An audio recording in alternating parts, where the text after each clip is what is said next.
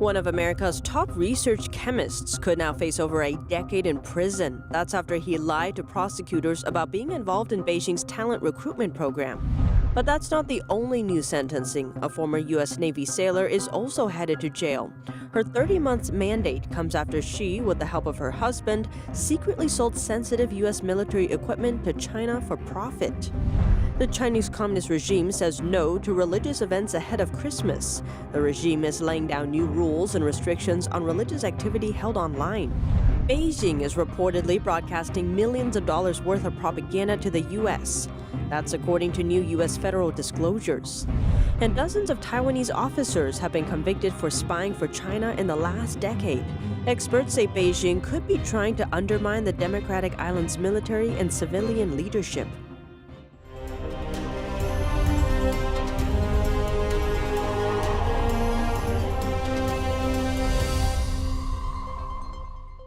Welcome to China in Focus. I'm Tiffany Meyer. Before we get into today's news, we have a short announcement. We are moving to a new channel. Consider it China in Focus 2.0. That's because YouTube has demonetized us for over half a year now, which means our ability to run ads or make money has been taken away. You can find the link to the new channel in the description box down below. We'll be gradually phasing out the old channel, this channel. And for a short time, we'll upload our latest news on both channels. But soon, all new episodes will only be on the new channel. Don't forget to subscribe. We look forward to seeing you there. A top Harvard professor is now facing up to 13 years in prison. That's for lying about working for a Chinese government-run program and concealing his financial ties with a Chinese university. The professor, Charles Lieber, used to head Harvard's chemistry department. He is a top researcher in the field of nanotechnology. From 2012 to 2015, Lieber joined a Chinese state-run talent program. Beijing is known to use the program to recruit foreign talents and help speed up China's scientific and economic development. But U.S. officials have been raising concerns that the program could allow Beijing to get its hands on American technology and expertise. As for Lieber, after he joined the program, a Chinese university paid him a handsome sum of money. That includes a monthly salary of up to $50,000, plus over $100,000 for living expenses, and over $1 million to set up a nanotechnology lab inside the university. But Harvard didn't know about Lieber's Chinese employer. Meanwhile, Lieber's lab at Harvard kept receiving research dollars through federal funding. But these federal grants require scientists to disclose any foreign funding they receive, which Lieber didn't. Lieber told investigators he didn't join the Chinese talent program. Here's the problem. Even though joining a foreign talent recruitment program isn't illegal, it is a crime to make a false statement about it to the U.S. government. Lieber also failed to declare his Chinese income on his tax returns. A federal jury convicted Lieber of lying about his participation in the Chinese talents program and neglecting to declare his income from China. Lieber hasn't been sentenced yet. It's unclear if he'll face the maximum sentence time because he has cancer. A former U.S. Navy sailor is headed to prison for 30 months. That's because she, with the help of her husband, secretly sold sensitive U.S. military equipment to China for their own profit. According to a Justice Department statement on Tuesday, 37-year-old Ivy Wang is a naturalized U.S. citizen from China. She admitted to having used her official position as a logistics specialist to buy military gear. Her husband then sold the equipment to online buyers in China. In one case in 2018, Wang used her military email to order a device for identifying United States military personnel in the field. She later told her command she ordered the piece of gear for her husband's camping trip. Wang also repeatedly tried to obtain top security clearance. Navy officers were alarmed to learn that she was compiling a list of the Navy's personnel records. The information she obtained, including service members' names and addresses. Wang isn't the only offender. Last November, a Chinese-American engineer who worked for a major U.S. defense contractor was sentenced to 38 months in prison. That's because he traveled to China, bringing information related to a missile guidance system with him. That's in violation of U.S. export control law. And this July, a Chinese national was sentenced to over 3 years behind bars after the person tried to illegally export engines and maritime raiding craft or small fast boats used for patrols, to China. In a speech last September, FBI Director Christopher Wray said the Bureau was opening one new Chinese counterintelligence investigation about every 10 hours. Beijing's latest clampdown on organized religion is coming to fruition. New religion bans will take effect in March. Details on the new regulations were released on Monday, stipulating that no organization or individual will be allowed to circulate information on religious ceremonies without a license from China's religious regulator. Tightening its control on religious affairs is nothing new for Beijing, but these new regulations are the first of their kind, slated to target online activities in particular. The new rules were jointly drafted by 5 departments under the Communist Party, and officials released them 2 weeks after a national religious work conference. At the event, Communist Party leader Xi Jinping called for strengthening the management of online religious activity. The new rule says license applicants must be subject to Chinese laws, meaning state security authorities will, according to what they say, prevent them from colluding with foreign bodies to endanger national security. Anyone without the 3-year license will be cut off from any religious activities, including preaching, worshiping God or Buddha, chanting, attending Mass, or baptism services. Violators will have their online accounts deleted.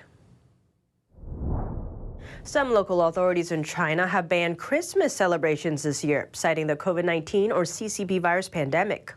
Leading up to Christmas, it's hard for people in China to feel the holiday spirit, either online or in real life. Local authorities in some eastern and southern provinces banned all religious activities on Christmas. Insiders told U.S.-based outlet Radio Free Asia that local public security bureaus asked churches not to host any religious gatherings during Christmas. They said it was to prevent the spread of the virus. A county in eastern China's Zhejiang province let restaurants and movie theaters stay open, but shut down churches. Some are questioning whether the local authorities are targeting religious activities. Netizens on Chinese social media Weibo are also having a hard time finding pictures of Christmas celebrations this year. They say they only found pictures from previous years. Residents from a city in central China are facing another, even more strict lockdown. Reported virus cases are rising there. But this time, some people have been spotted trying to evade the harsh control measures. Let's take a look. The Chinese city of Xi'an is under strict pandemic control measures. Normally, the city is home to rich culture and serves as a hot spot for tourism. It's known as the resting place of China's famed terracotta warriors. But now, over 13 million residents there have been ordered to stay inside as authorities cope with a new CCP virus outbreak, the infection that causes COVID-19. Some have been spotted crying inside their locked homes at night, while groups of students scale iron fences to escape school lockdowns. The city has reported nearly 150 virus cases since early December. Though NTD cannot verify this data, China has a history of lacking transparency in its pandemic updates. In some cases, officials may underreport cases to avoid being removed from office, something done to keep up positive appearances and boost China's reputation. Xi'an officials announced new restrictions on Wednesday. According to the rules, one person per household is allowed to leave the home for essential shopping like groceries. That's allowed just once every 2 days. What's more, travel within the city has become difficult, as authorities have set up roadblocks. On top of that, local regulation mandates that anyone wishing to leave the city must first get approval from authorities. Video shows people getting stopped to show proof of permission at a train station. To leave via North Station, proof from your company is not useful. You have to go through the official approval process and get a proof seal from authorities, or else you are not allowed to leave.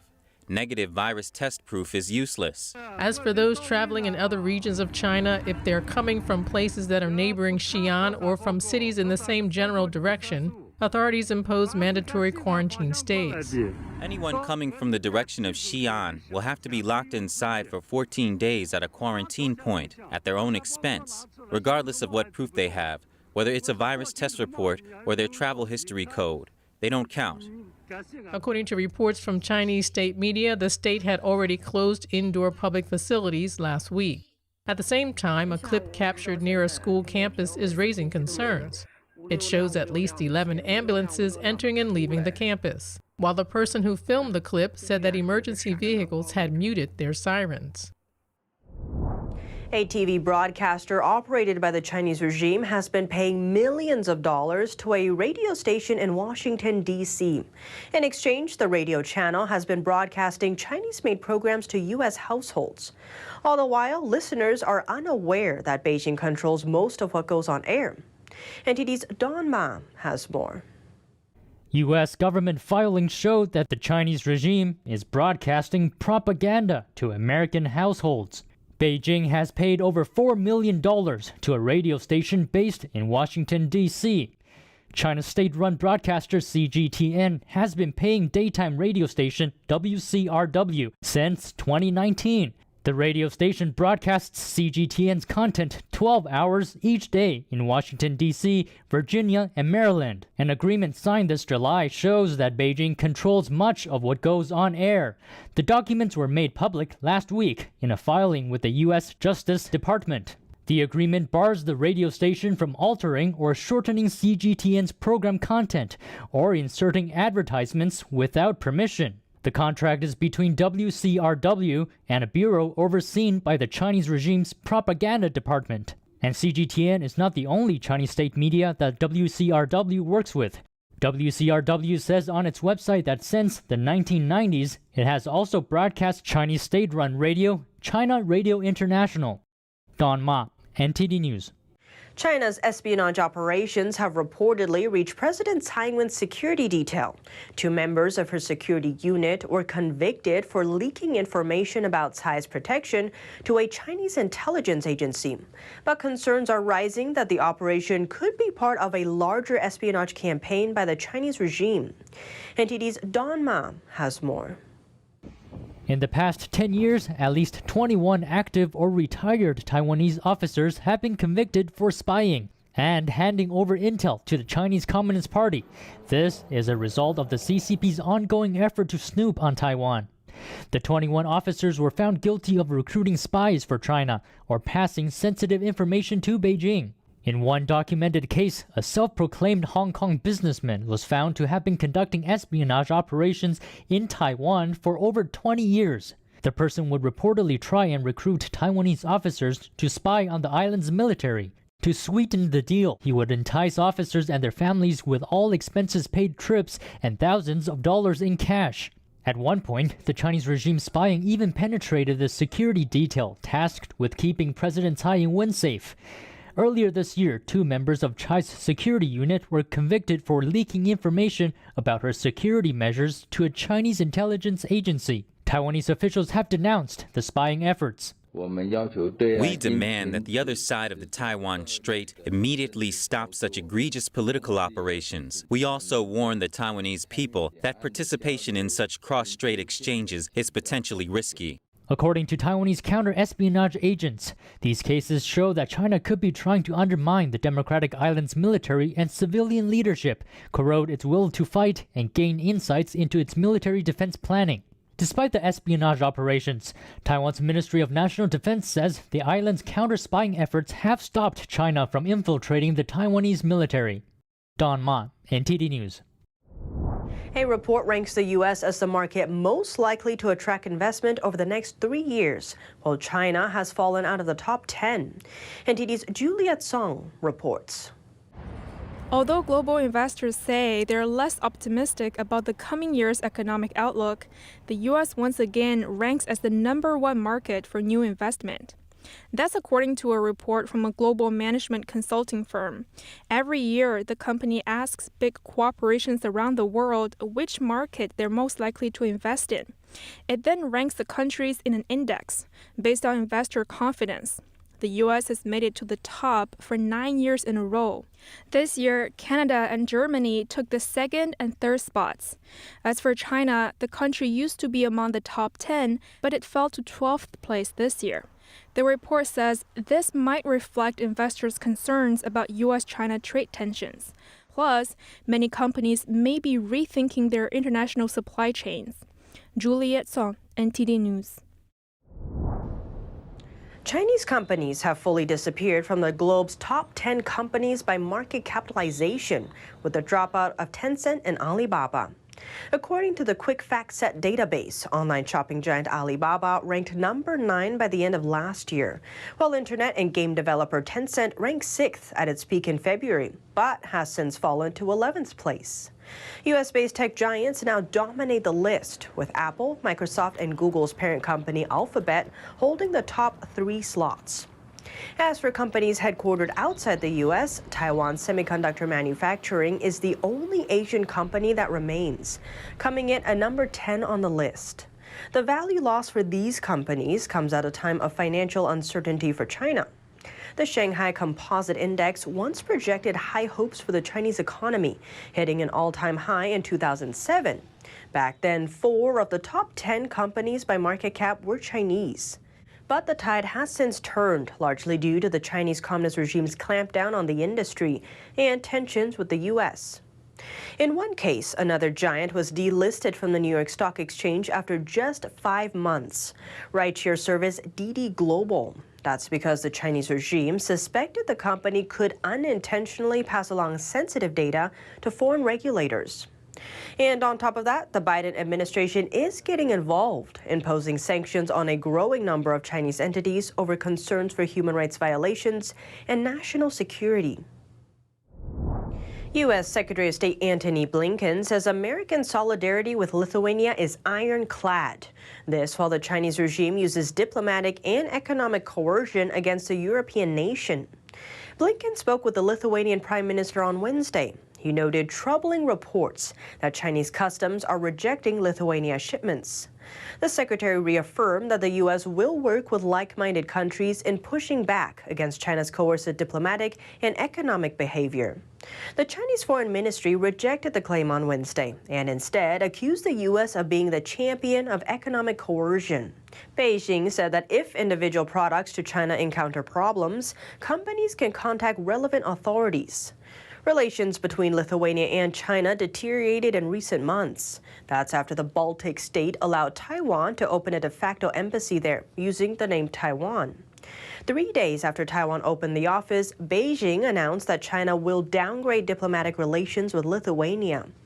Since then, China has also told multinational companies to sever ties with Lithuania or face being shut out of the Chinese market.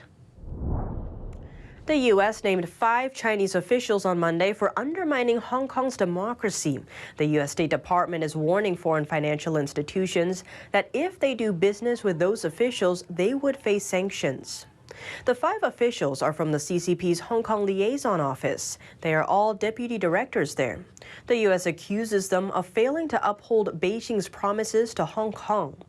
This July, the U.S. Treasury Department already sanctioned 5 of them, along with 2 other officials at the liaison office. The sanctions include freezing their assets in the U.S. The U.S. has sanctioned a total of 39 Chinese officials since Congress passed the Hong Kong Autonomy Act last year.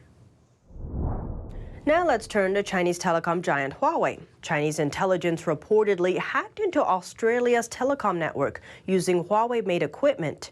That's according to a Bloomberg report. The intrusion happened back in 2012. The report says at the time, a major Australian telecom company had Huawei's equipment installed as part of its network.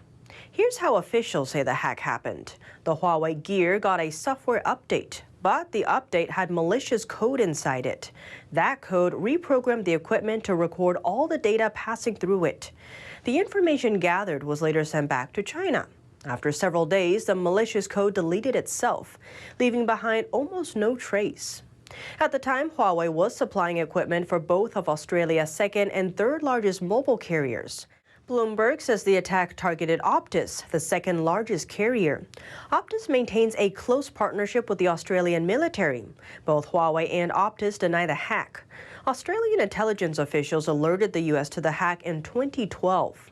The same year, officials found a similar attack seemingly carried through Huawei equipment in the U.S. Australia and the U.S. have since banned Huawei from their 5G networks. Beijing is now clamping down on its e-commerce industry. It just fined a top shopping influencer over $200 million for tax evasion.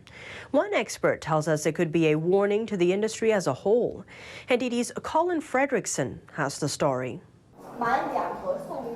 Chinese shopping influencer Huang Wei, also known as Via, the live streaming queen, has to pay over $200 million in back taxes, late fees, and fines. Chinese state tabloid Global Times says it's the largest penalty ever imposed on a live streamer. A shares have more than 4,000 listed companies, but only 241 companies pay more than $700 million in tax. In other words, in the case of Via's fine, it's higher than 95% of listed companies' annual taxes. China affairs analyst Tang Jingyuan thinks this is part of the Chinese Communist Party's, or CCP's, crackdown on local entrepreneurs. Officials openly announced that the government is tightening its belt, and the people need to be prepared for tough times. So in an economic environment like this, the communist regime will target a portion of high-income earners. This crackdown on rich social media stars comes at a time when Chinese leader Xi Jinping is determined to redistribute wealth as part of his campaign for common prosperity. Tang says Via's punishment acts as a warning to other top Chinese influencers. After Via's incident, at least thousands of live streamers actively went to the taxation administration to pay taxes. Tang says the hefty fine isn't just targeting one individual. Instead, it aims to tighten scrutiny of the whole live stream shopping industry. Officials are purposely targeting this kind of virtual economy that's attached to the internet. It's in the same direction as Xi Jinping's large-scale extreme regulations over big tech firms. According to the Quick FactSet database, Tencent and Alibaba have dropped out of the world's top 10 companies in market capitalization. Now there are no Chinese members on the list, partially due to the Chinese regime's tech sector crackdown and tensions with the United States. Colin Fredrickson, NTD News. Via posted an apology saying she will cooperate and accept the tax authorities' decision unconditionally. Authorities are currently blocking Via online. Her accounts on multiple Chinese platforms are suspended, and her past live streams are completely gone. And that's all for today's China in Focus. Thanks for watching, and see you tomorrow.